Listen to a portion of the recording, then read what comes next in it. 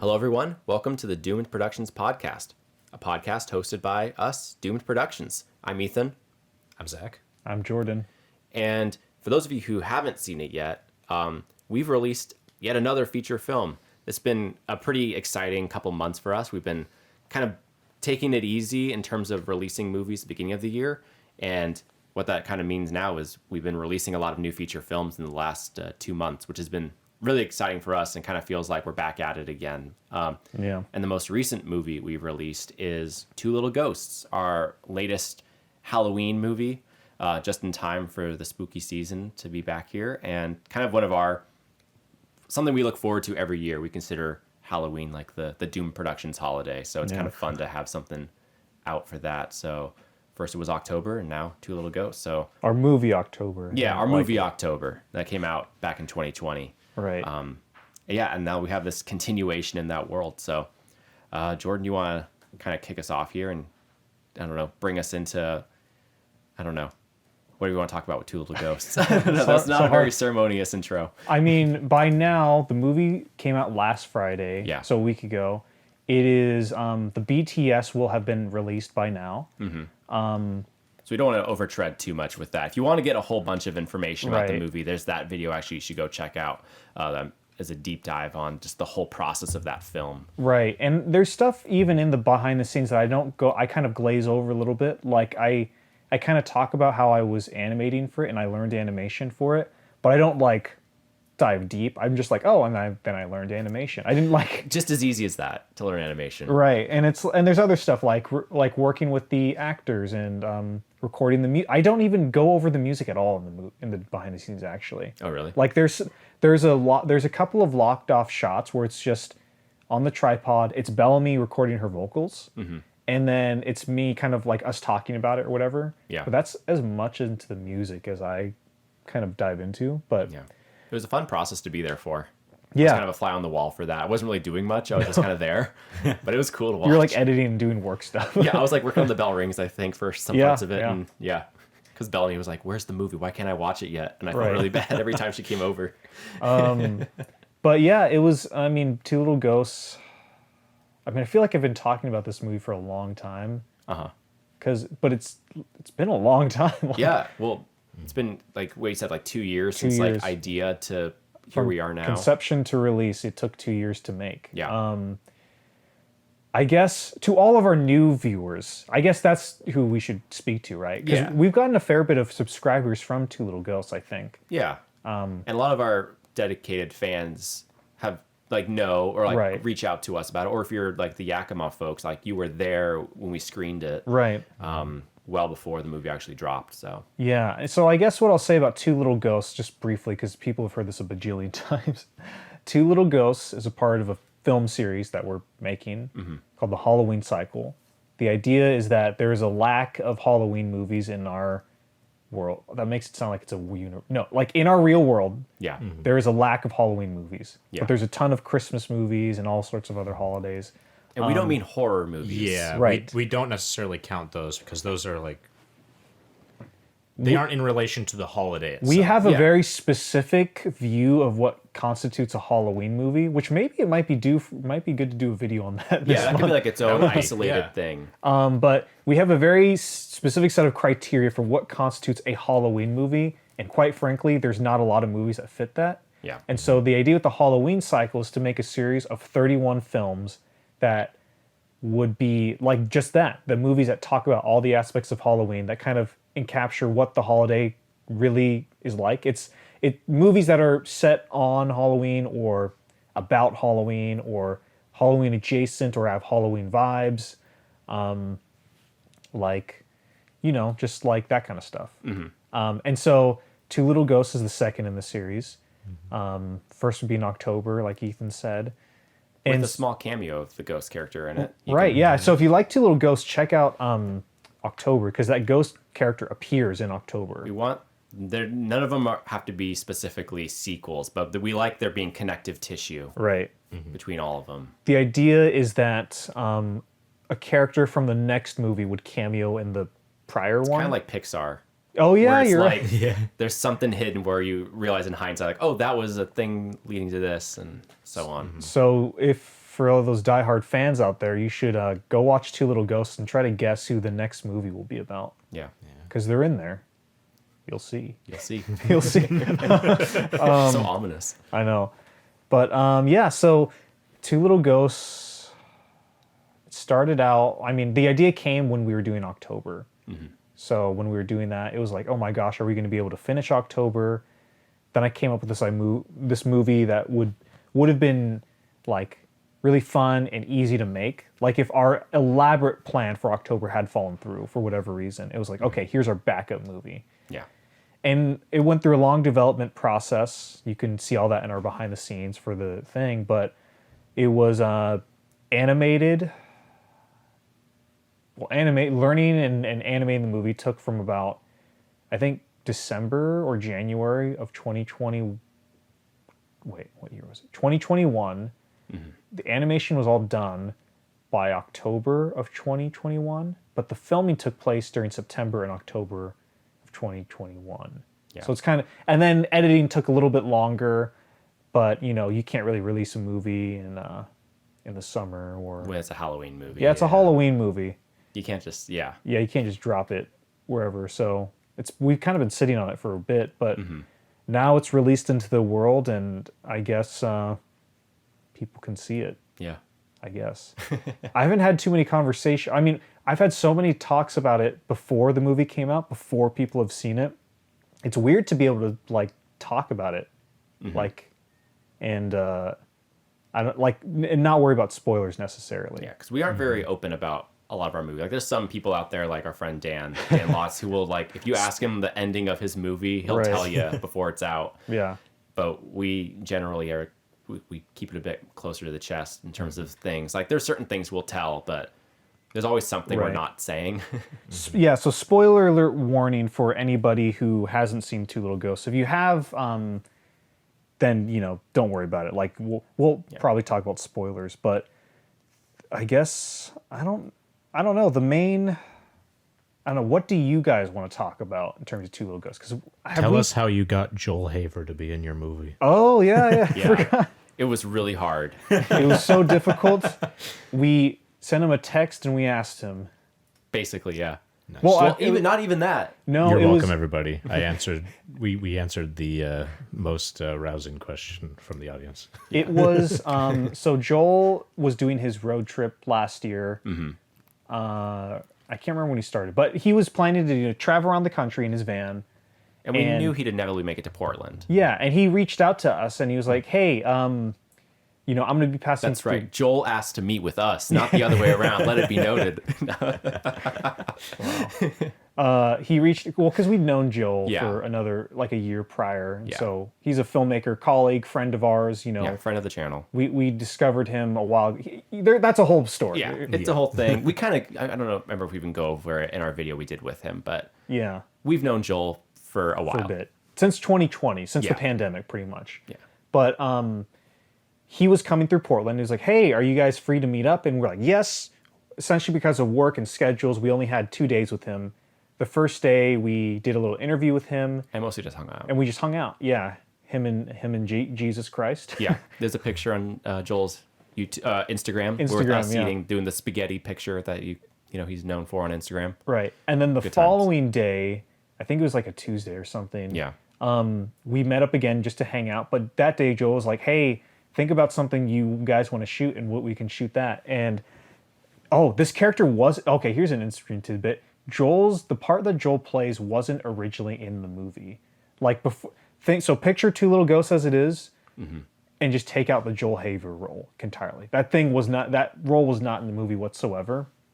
But I was like, we could shoot a little skit, but we're not doing a whole lot of short films. We don't do a lot of skits in general. Yeah. How do we get him into Two Little Ghosts? And I just thought, the Spider-Man 2 scene where he's on the elevator. Let's just do that, but it's with the ghost costume, the ghost character, and Joel Haver. And so that was really it. And so we met up. We were like, "Hey, we got an idea. You can be in our next movie." He was like, "Cool." And we shot Just a couple variations. variations, yeah. So I think it was like the initial scene where they meet and there's dialogue. We just kind of improvised it, really, just like Joel Haver style. And then we shot a couple of variations of us just sitting in we're standing by the elevator and Joel just saying something and then we'd get on the elevator. And I knew that it would be peppered throughout the movie because it's a fun cameo role, but it would be also like fun to like who doesn't want more Joel? So Yeah. that was kind of the thing. So I think the prompts were the two characters meet kind of for the first time in the movie, and then just them kind of standing around. Those were some other scenes of just them standing waiting. And then the final one was like, okay, Ghost has just been fired from their job. You come up and you kind of give him a pat on the back and be like, it's all right, buddy, or something like that. And those were kind of the prompts, and that's how we did it with Joel. Good question, Zach. Yeah. Yeah, that is a good one. It's not as interesting. I wish we had a story of like writing Joel like a letter. It was or very impromptu. Yeah, it was really just like, we wanted to meet each other, and then he's like, "Do you want to shoot something for your stuff?" And we're like, "Yeah, sure, be in our movie." And he's like, "Cool." Yeah, That was it. it was a good time. It's very surreal. Yeah, it was, and it was funny because May plays Ghost 1. Them and Bellamy, none of them were on set when we filmed the movie. No. Part of what made Two Little Ghosts so, I guess, easy to shoot was because the characters are under ghost costumes, anybody could play the ghost characters. It didn't matter who was underneath. Yeah. Which was great for scheduling because it's like, okay, we have our two actors who are playing the ghosts. They never need to be there at all. It's like, what two people do I know who are available? Or one person, because it was you under one of the sheets. So Exactly. So it was super easy. So it was me acting under the sheet with Joel, but then I showed May the scene, and they were like, "Whoa, my gosh, I'm in a thing with Joel Haber. This is weird." So it was pretty funny to like see their reaction to it all. But it was also fun because it's like they got to, it's totally a May and Bellamy kind of movie, but their dynamic is fantastic. their dynamic is yeah. great, but they were never on set, which so was cool. It's kind of like a cartoon voice role in a way, which is a really fun way of doing it. And it made the sound quality a lot better. I mean, there's some parts of the movie where it's a little uneven, but it's over like the quality of the sound is like it's a lot better than getting on-set stuff. And it was nice because you recorded a lot of it ahead of time. So we got to, like, for the acting, Right. like, we were just listening under the sheet to, like, our phone for Yes, some of it. I And we forgot just would about hit that. Play, Yeah. and we would act out the dialogue. Yes. So the syncing of it is, like, really easy because we knew the takes you were going to use. We'd listen to, I mean, some of it maybe isn't perfect, but there are some scenes where I look at them like, wow, I forget. Like, the date, I think, is one where Right. Bellamy is listing off things, and it's like, it just is so natural. It You kinda looks forget. like, yes, it looked, I don't know how believable it is that like it's all the same two people in the whole movie, but don't think it the matters. movements make it, I think, are pretty believable that it's like that voice is coming out of that character. Yeah. Yeah. Again, it's like a cartoon where Yeah. you can tell that it's not what it really is.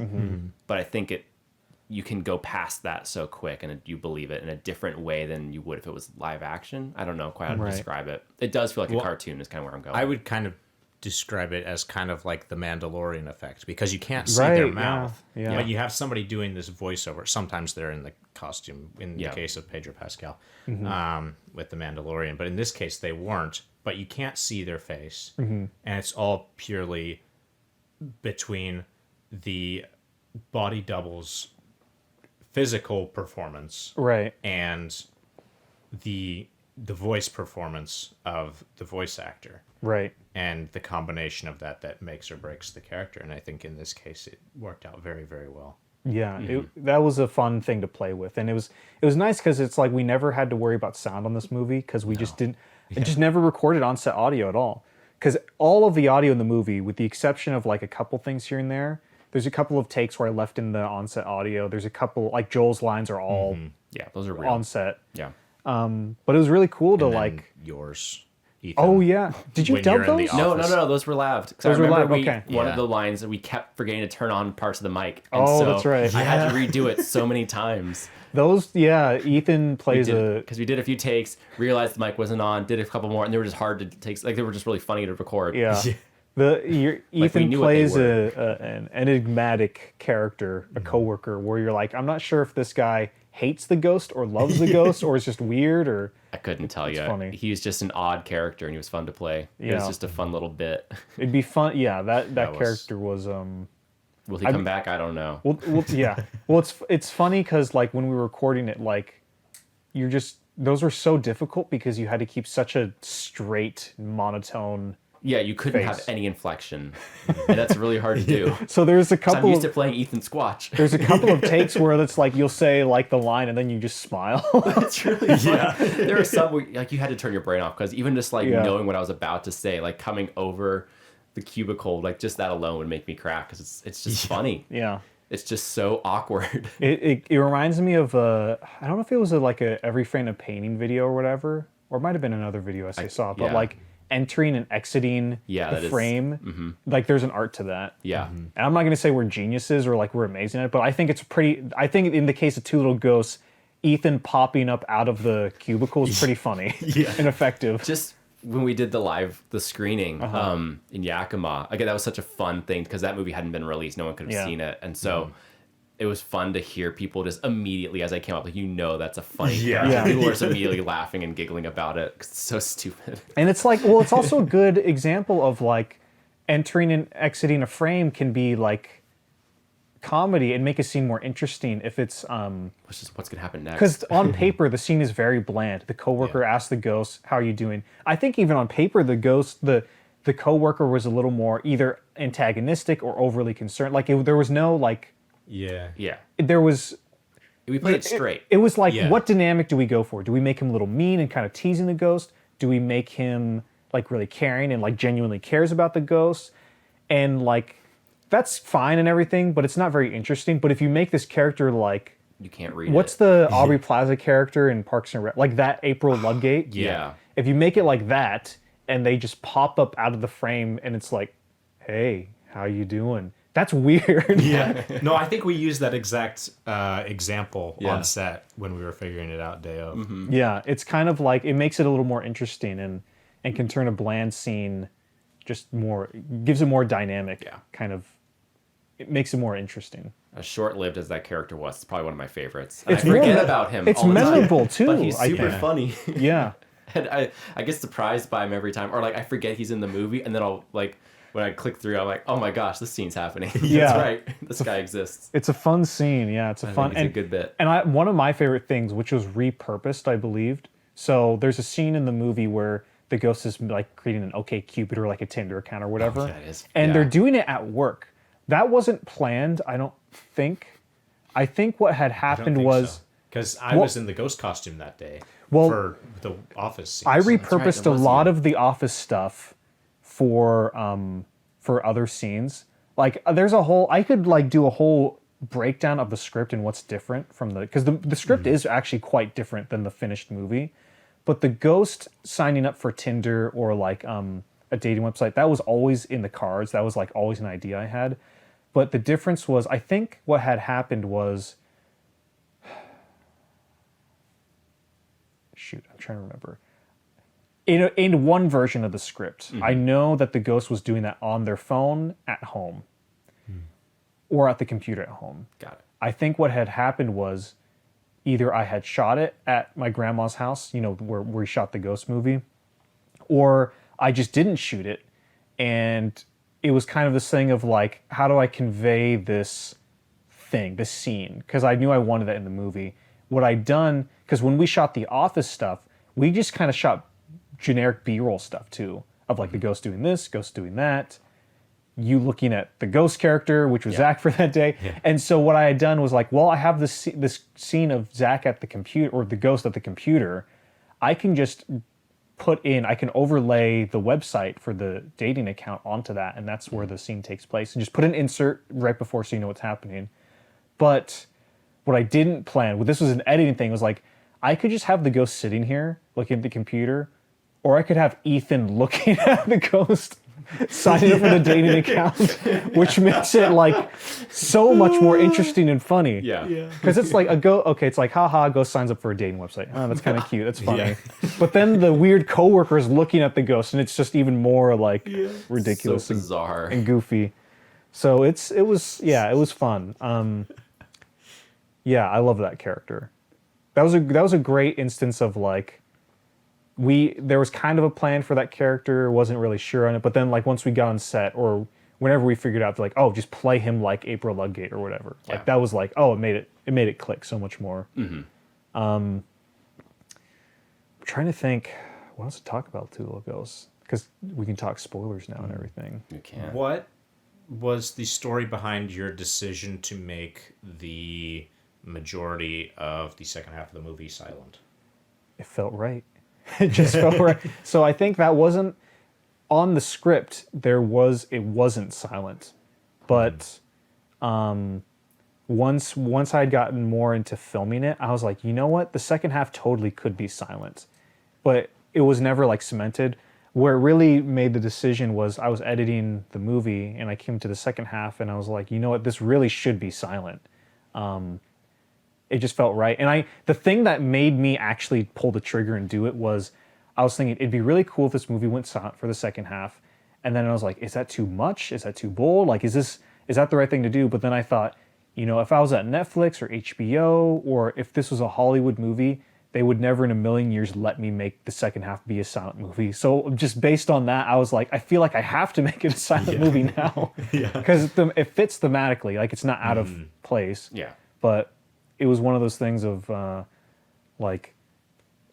there's no, like, only we could do this with this movie right here. Yeah. Which is one of those cool things of, you know, you have a lot of power as an independent filmmaker who's not owned by anybody or any, like, beholden to any studio or CEOs or boardrooms or whatever. You can kind of make more bold choices than what you could in Hollywood. Yeah, the closest I could think of to anything like that happening is like season 1 of Legion and the finale. Yeah, you're right. But even that, they don't commit all the way. It cuts in and out a little bit. But there it does make sense. Yeah, no, it makes like, absolute sense. I mean, and again, Legion is the one place where you absolutely could get away with that. Yeah.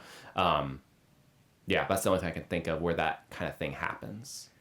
I know it's very rare. The Artist has kind of a reverse thing where it's a silent movie, but the very end of the movie, it has like 3 lines of dialogue at the very end.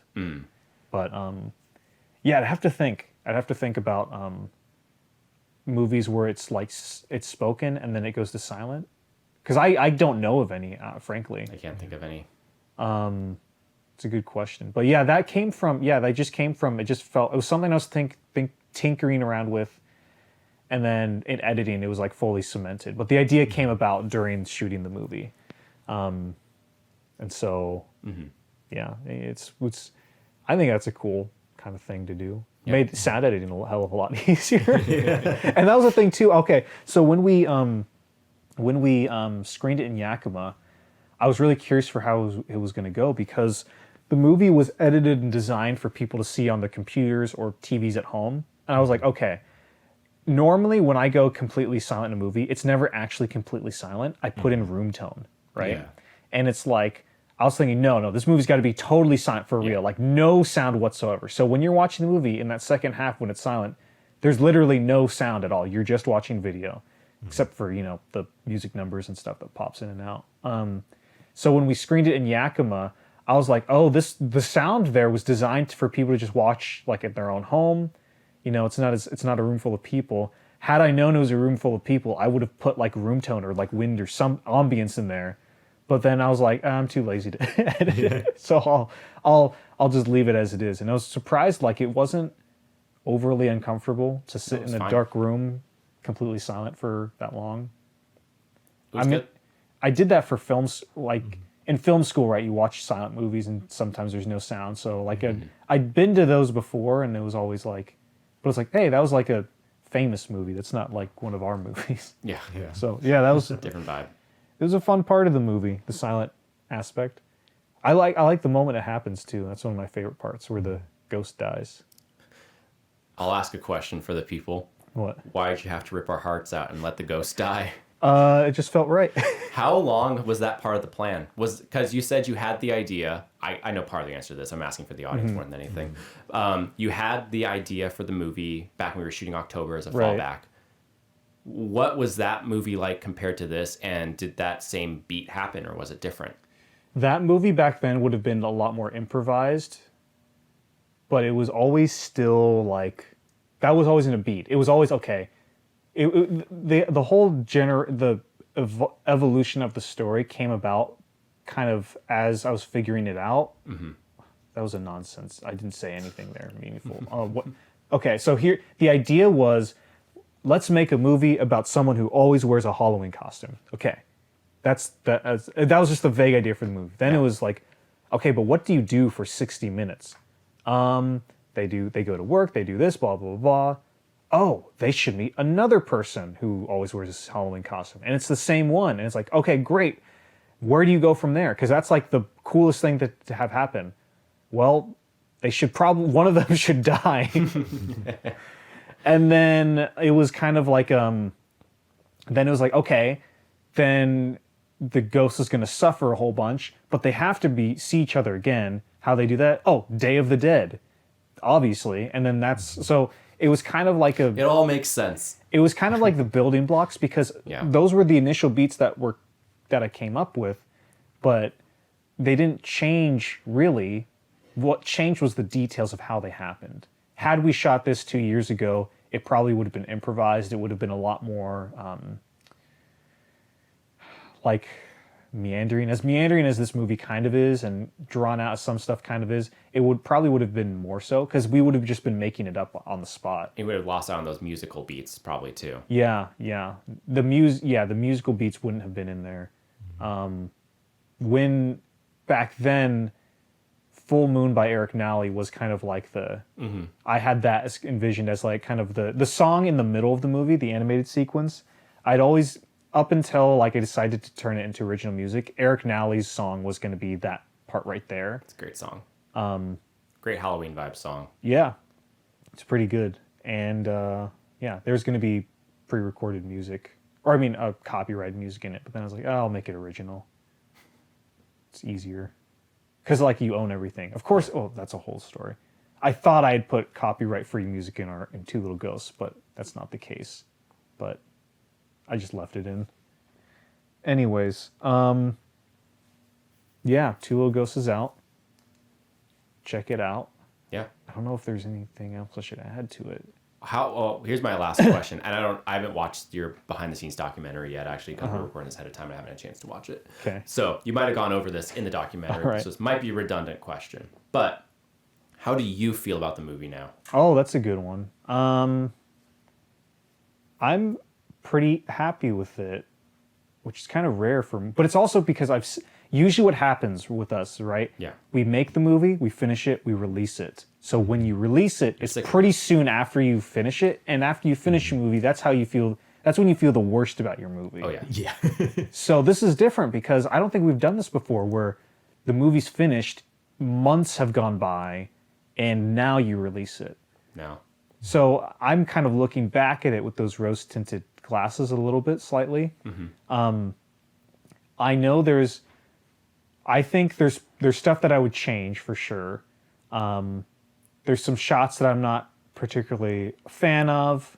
There's like a grittiness, like, because half the movie, well, I don't know the exact percentage. Ethan shot some of it. I shot some of it. And I'm not a fan of the stuff that I shot, because my camera work was crap and did terrible in low lighting. You shot some. It was kind of a mixed media project. I mean, we knew that going in, because right. Obviously the animation DSLR, but even within digital cameras, it was phone, it was your DSLR, it was my camera, animation and stuff. Yeah, so it's very much an amalgamation, which is awesome, I think. Yeah. But it definitely is like, if you don't love that, it becomes a part of it that you can't get away from. It's not as polished as I would have liked it to be, but I'm at a point where I can kind of look past that and to look at like what really sticks out. And I do really like the story. I do really like the musical numbers. Mm-hmm. And I like the little ways that there's motifs kind of running throughout, and like little bookend things, like the first shot of the movie is that animation of the two ghost eyes coming up out of the floor. Mm-hmm. And then the last shot of the movie is the same thing as the second ghost comes back. Yeah. I like stuff like that. There's like a lot of stuff that I do like appreciate in the movie. Again, it's not as polished as I would have liked to be. Obviously, I've improved in animation since then, so if I'd done the animation again, I would have like done it completely differently. So I'm like, it's a little rough, but I don't know. I like the music. I like it's It's a fun little Halloween movie. What do you think's your most successful, or what's your favorite animated shot? Ooh, that's a really good question. I would say it's the close-up insert shots. I like the candy one. That's my favorite. Yeah, I would say of like the leaf falling. So like the leaf comes out. I don't like the physics of like the way the leaf behaves because it's really flappy. It's like a wet lettuce. That's how it moves when it blows off the tree. It should have been more stiff, but I like how it falls because it falls. I think I got that all right. So I like how it kind of falls and it goes past those pumpkins. I think that shot in particular, that's one I really like. I like the shot of the eyes kind of spinning. Like it's the screen's all white and the black dots are moving I was gonna around. bring that one up too. I like that one a lot. There's shots here and there. Oh, okay, this is my favorite one. It's the one where the ghosts are spinning and they go up in front of the moon. Those two shots. I think those two. I don't know how that looked as good as it does. It's really good. Yeah. Because like everything else, I'm like, that doesn't look great. But that shot, I was like, that looks pretty good. I like the lighting in that. I like the movement and everything. I don't like the end of it though. That's the thing. When the ghosts move out of frame up, it looks like they're being pinched and pulled. It doesn't look like they're moving with momentum. Because I learned this now, but I didn't know this then. When you're animating, you're not moving lines, you're moving mass and volume instead of just the lines. It's not about the lines moving. And so I didn't get that concept really back then. So when they leave the frame, it looks like someone's pinching the tops of their heads and pulling them when it should look like there's a ball underneath and it's like shooting that way. But anyway. Yeah, it's a fun movie, I guess. Yeah. I like it. Probably more than I should. But I don't love it that much. I don't know. It's complicated. It's complicated. What a roller coaster of emotions there. I still think Bell Rings is our best movie. I think. Thank you. I don't know where Two Little Ghosts would rank, but I like the music a lot. I need to go. Yeah, I couldn't even tell you anymore what I think our best is. I'm so like I was thinking about this in the car. I was like, I probably won't watch Bell Rings again for like a year. And I remembered that I have to do the commentary of it still.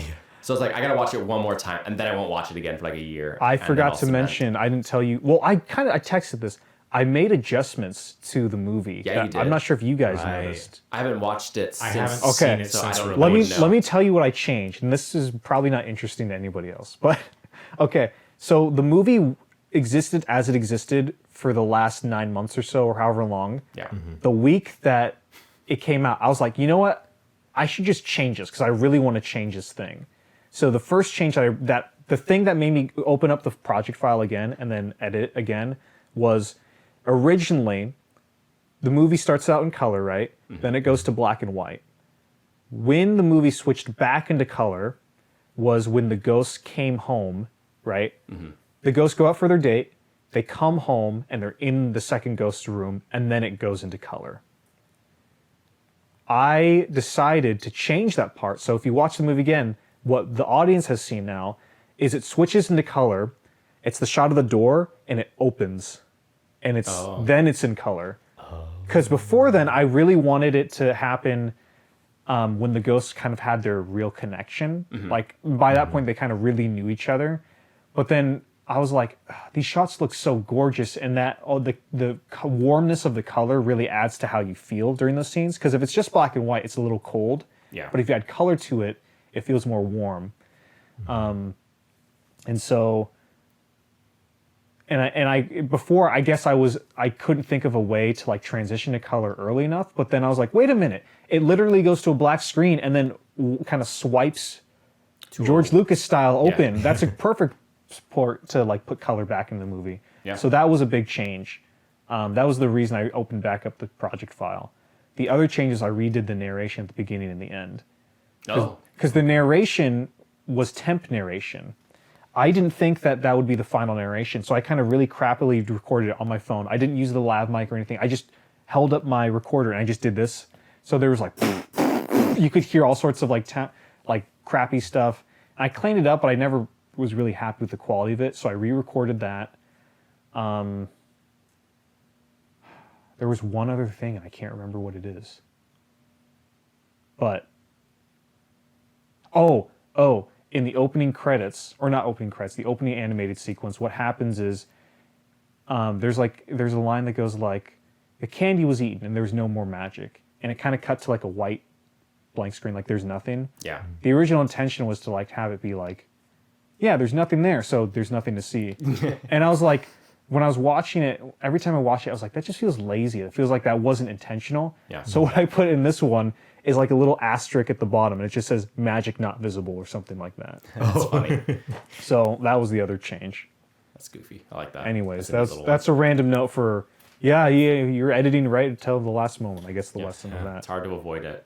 Yeah, but anyways, that's Two Little Ghosts. If you haven't seen it, please check it out. And I guess what's next for us? I mean, how are you guys been doing? I've been working on the movie a little bit. I got married. You got married? Yeah, no big deal. Just a little thing. It's come and gone. Yeah. 15 days in now. I'm over it. I'm over it. Yeah. Overrated. No, it's been great. Yeah. It feels like it's been longer. Like when we sat down today, I was like, it feels like Yeah. I've been gone for a year. That has not been the case. I mean, we did take a break that was longer than it seemed for the audience because we kind of backlogged some podcasts and then the movie came out. So that kind of means that's like a week that we don't have to do anything really. So now we're back. Yeah. So We haven't recorded one of these in a long time. it's been yeah. a minute. Yeah. Yeah.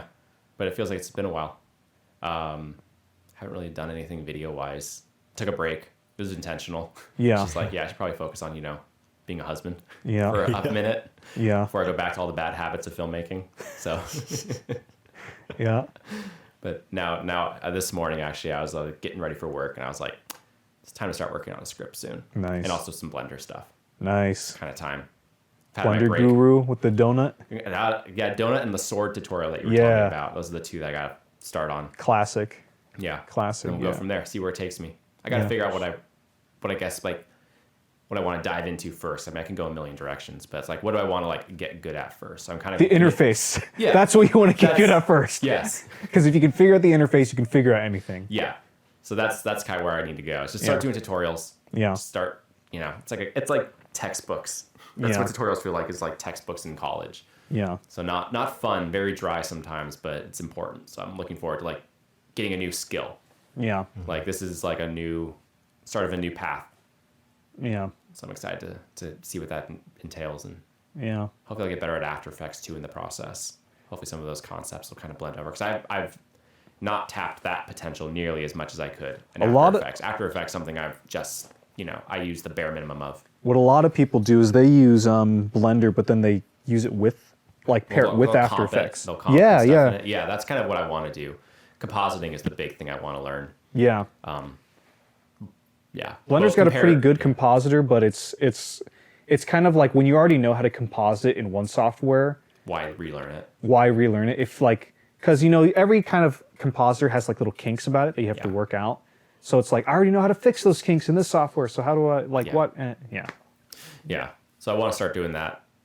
Both, I mean, just compositing as a whole, like both bringing a CG item into a real world, but then also bringing like a person into a CGI world. Like those Yeah. two, that process to me is like, I mean, I think both of us agree, like that's when like it transforms what we can do. And kinda Some of take- that in La Danza, I'll say that. Yeah. The next movie. Yeah. So I think that's the envelope we want to start pushing more and more in our movies. So Yeah. we'll see what that looks like. Yeah. But excited for what's next. Zach, how's life been? It's been pretty chill, but also busy.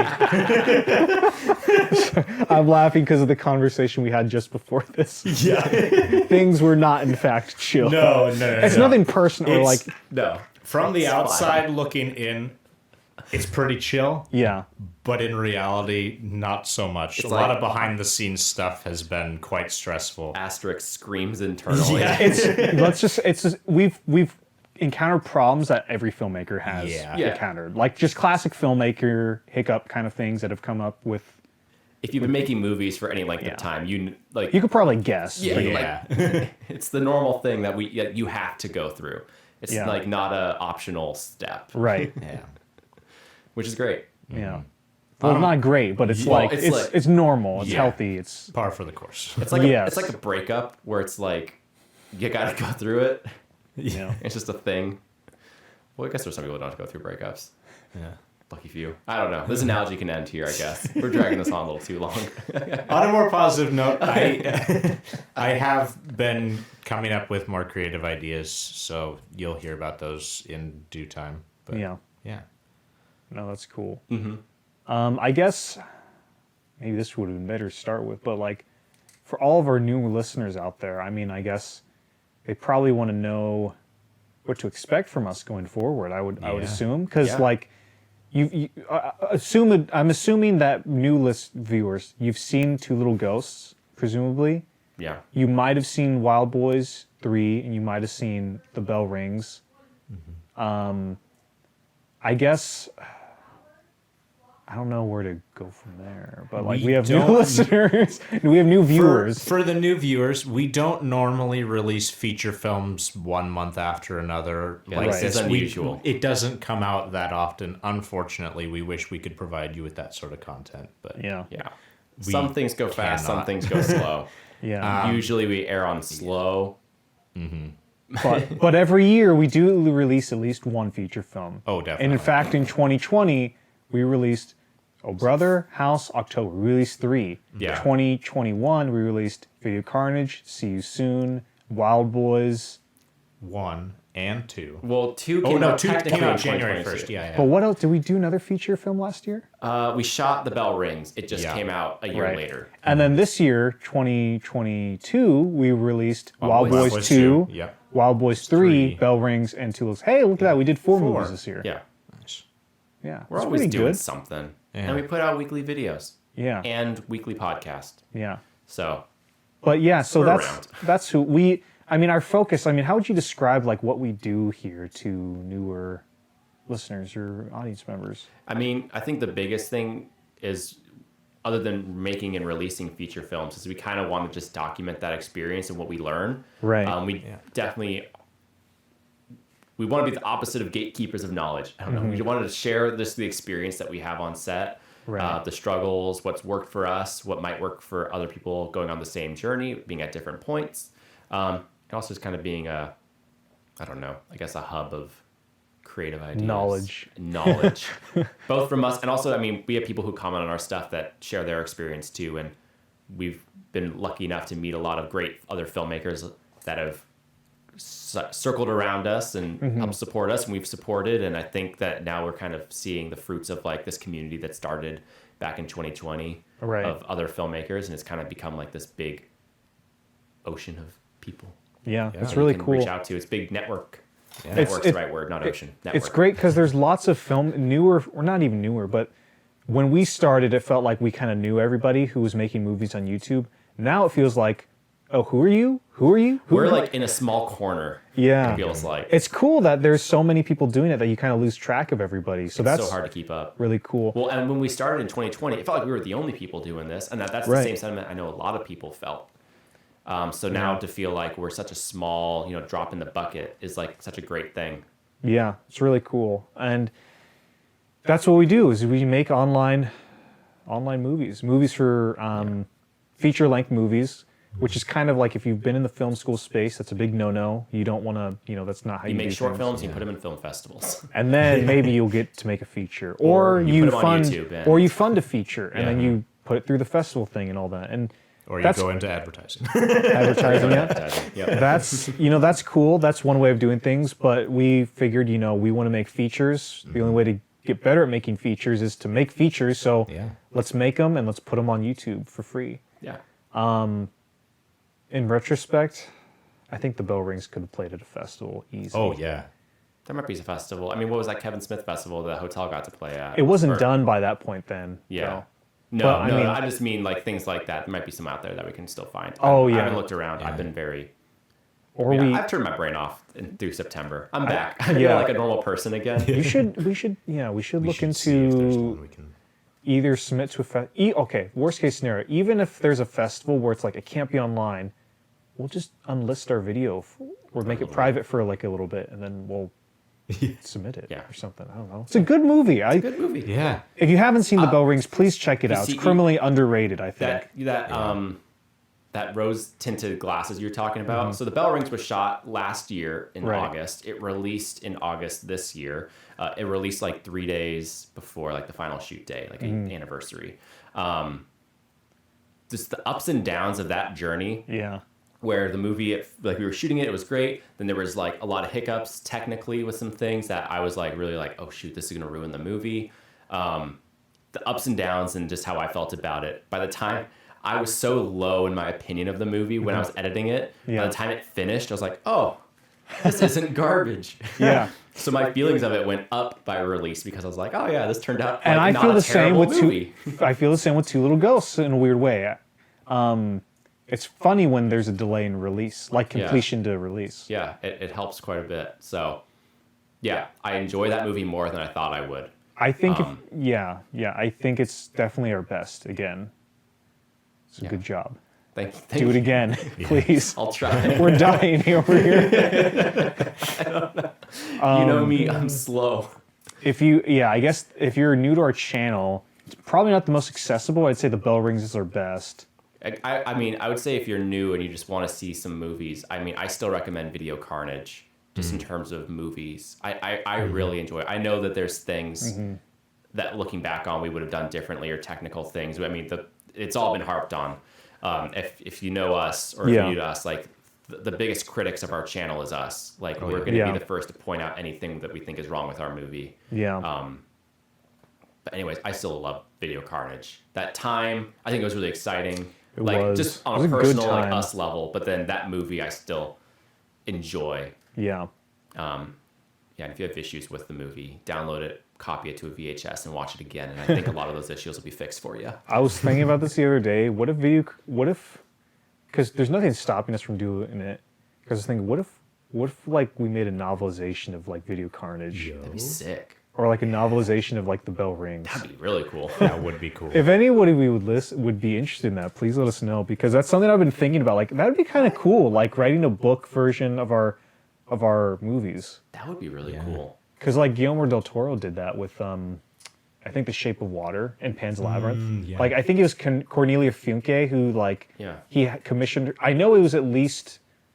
Well, I actually can't remember which one. I know he commissioned her to like write a novelization of one of his movies, and this was way after it had been released. You know who I think your girlfriend, Amanda. Yeah. she would do a good job, I think, novelizing Bell Rings, because I think her like interests in Right. writing could do cool stuff with that.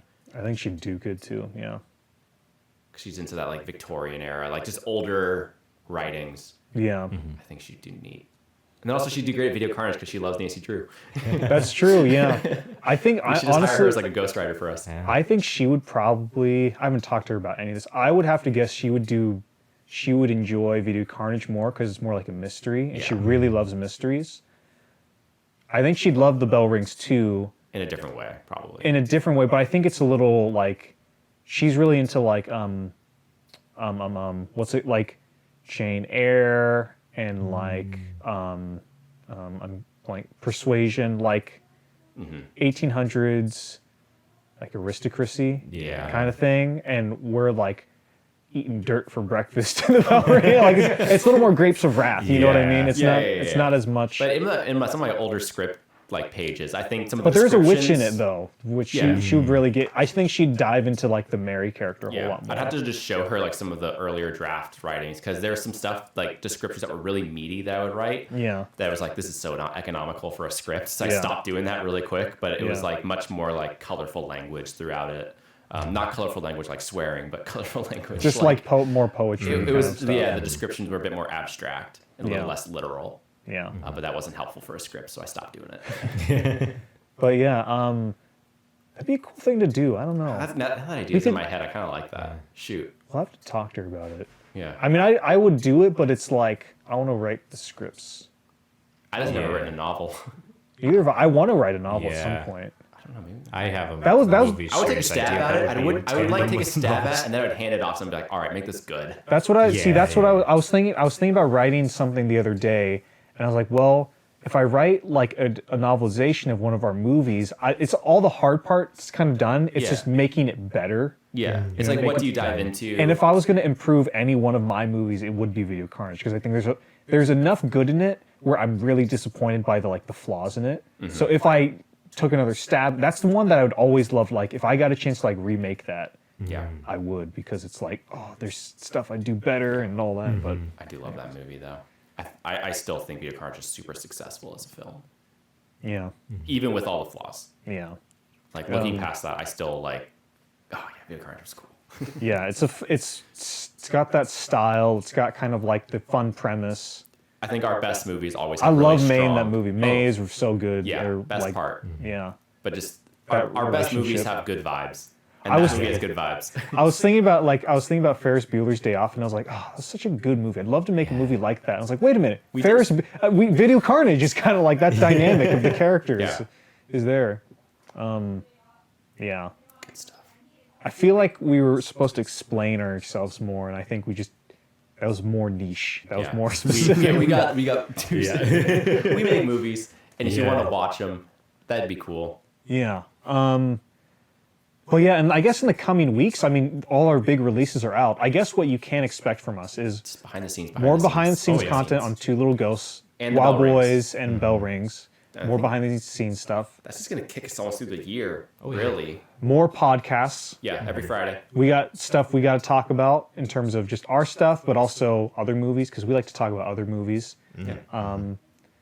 But yeah, if anyone has any questions or wants us to cover any topic, feel free to let us know in the comments down below. Yeah, please do. We definitely read those, and we'll take those into consideration in regards to videos and podcasts and stuff like that. But I guess let's transition into one of our final two parts of the podcast, which is what are you working on? Which we kind of covered a little bit. That. What are you watching? Let's go into what are you watching. What are you watching? Okay. You guys go Zach, you go first. I have to remember what I've watched. Oh man, to check my Letterboxd. I haven't been watching a whole bunch of stuff. I did rewatch the Deadpool movies after the whole Oh yeah. fiasco with That's a big old thing. If you weren't aware, which I highly doubt, Hugh Jackman is returning for as Wolverine for the third Deadpool movie, which will be coming in 2024. Casey lived under a rock. My Twitter exploded that day, and the week after, it was just so Yeah. much. Yeah. So I rewatched those. Definitely good to rewatch those. Since I think I'd only seen them once or twice each before.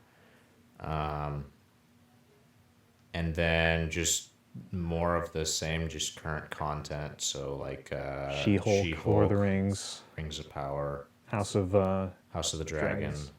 I'm actually a little bit behind on that one. I think I'm behind like 1 or 2 episodes, but Nice. What's been your favorite out of everything? everything that I've been watching Yeah, recently. Oh gosh, that's hard. I'm gonna be honest. I would probably say, of the 3 shows, probably House of the Dragon. I am mixed on one of the other ones, and not very happy with the other one. I will not specify because you don't need to know my opinion. Yeah. But I will say my opinion is getting better on both of the ones that I've been not as Yeah. on board with. I will say that. Ethan, what have you been watching? This is like embarrassing. I can't remember the movies I've watched because I've watched movies recently, and also your internet's My down. internet's So down, I yeah. can't go into My like bad. my HBO Max. My signal's too bad, so I can't like go back on HBO or Netflix. I mean, it was kind of like mindless watching, Yeah. like honeymoon. Like we went to the beach, which we'd been to like a ton of times, and the whole point was like for us to do as little as possible because we were both Right. just like zonked out. So we watched movies, and I see. I can't. It's just not coming to me because I shut my brain down that whole weekend. Yeah. In terms of TV, what I've been watching, Lord of the Rings, Rings of Power. A little behind, but I'm catching up. Got to be in the right headspace. I don't want to like binge through it. I want to like be intentional with watching that show. Yeah. Right. I think I'm at episode 5 right now. So I have 2 to catch up on. Things really pick up. Oh yeah, I'm aware of some stuff that's coming up, and I'm really excited. Yeah. And then Sarah's actually, we've been watching her first time through It's Always Sunny in Philadelphia. Yes. So wholesome. It's been a lot of fun. I haven't watched the show in several years. I watched through quite a ways, just like in high school and college, and then I just kind of stopped watching. So it's been fun to revisit as a show and watch They with got someone. some awesome stuff in the newer seasons too. That's what I've been hearing. So I'm really excited. I mean, we'll probably like go on and off with the show for a long time. Yeah. Because we're only in season 2 right now. Like we're just a couple episodes in. So when Frank comes in. Yeah, Frank is here now. He just bought the bar. The gang goes jihad or whatever that episode. Oh yeah. So Yeah. just show for the kids. Yeah. Very appropriate. So that's been one of the big shows we've been watching right now. It's just a lot of fun. It's an easy watch. Yeah. So you can kind of turn your brain off and watching it if you want. Yeah. Especially because I've seen quite a ways through. So I'm really excited for episodes like the high school reunion 2-parter. That's one of my favorites. Yeah. So looking forward to when we get that far into the show. Yeah. Don't forget The about Night Man Troll Toll. cometh. Then That's probably one of actually- that's one of the singular most funny And we watched episodes I've that ever seen. before we actually went back because she knew Right. that episode. She was like, "Hey, can I watch that one first?" And I was like, "Yes, we can." That's such a good starter episode for anybody too. and I was like, "Oh, either she's gonna like it and we'll keep watching, or it's like that's the only episode we're watching." But yeah, she was like, and I was surprised because we watched the episode and then that was it. I think we watched something else after. But then like a couple days later, she's like, "Hey, can we watch more? It's Always Sunny." And I was like, "Oh, cool." Yeah. Yes, we can. Nice. Yeah. If I remember the movies that we watched, maybe I'll bring that back Bring in it the up next next week. episode. Yeah. It's just not coming to me right now. Well, I have some news in terms of what I've been watching. Have Oh, you? I see. I see a new stack Yeah. here. I'm free. Yes. And now we're going more niche again, new listeners. So sorry. I have a thing where I get hyper fixated on movies and I have to watch them all the time, to put it simply. And I've been watching Legend was the movie I've been obsessed with. And around October 1st or 2nd, I kind of washed over me, like the feeling went away. And I was like, oh my gosh, I can watch things now like that aren't Legend. This is great. I know that sounds Director's very Cut of Legend specifically. I know Just that's to specific. That's my 4 years. Yes, I know that's very specific, so I'm just gonna move on from that. But If you want to know more, we'll go back a few episodes. yeah, there's I'm free of Legend, although it will always live in my heart. I think it's still a great movie. Couple things I saw, because I saw a lot of stuff. One is Pearl and Barbarian. I you still guys need to seen see them yet? Barbarian. No. It's on my list. I want to see it in theaters while it's still Oh there. my gosh. Barbarian is such a fun ride in the same way that like Get Out was like a really fun, like this is scary, this is awesome. Ready or Not, that's another kind of specific, like similar in tone. Yeah. Barbarian was great, so good. And it's from the guy from Whitest Kids You Know. Like one of those guys. Oh, that's so cool. I didn't know that. such a fun movie. I had a lot of fun with that one. Then Pearl, I saw. Did you watch X as well? I bought X before. I didn't personally connect to X as much as I hoped because I'd heard all this hype about X. I watched. I was like, this is really fun, but for me, I just couldn't connect with it as much. But then I saw Pearl, and I was like, Pearl is a near masterpiece. Like it's Pearl felt like, I mean, like I told you guys, it's like Wizard of Oz meets Joker. That's cool. It's like such a weird, odd vibe for a movie, and it pulls it off so good. And like it's got like amazing quality of acting. Like Mia Goth's performance is like not that the awards mean anything, but I would really hope that she gets awarded like lots of like the Academy Awards and stuff like that because it was really, really good. It would go really well with the bell rings actually. Nice. It would go so well with the bell rings. Do you have X on Blu-ray? I have X on Blu-ray. I'm gonna get Pearl as soon as it comes out. Nice. Blonde. I Oh, forgot yeah, I was to gonna mention say- Blonde. I was We gonna also watch watched it for this. I think I almost want to be like, let's save it for a Blonde Right. episode. I did see we should Blonde. do an I haven't episode seen on it yet. I'll say is I've seen Blonde. I think there's a lot to talk about there. I was really impressed with it, but I'm gonna say I think it was really beautifully made, but there's a lot to discuss with it. I'll indeed. leave it at that for myself.